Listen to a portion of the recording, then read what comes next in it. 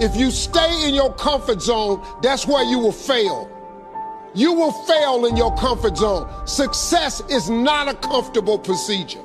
It is a very uncomfortable thing to attempt. So you got to get comfortable being uncomfortable if you ever want to be successful.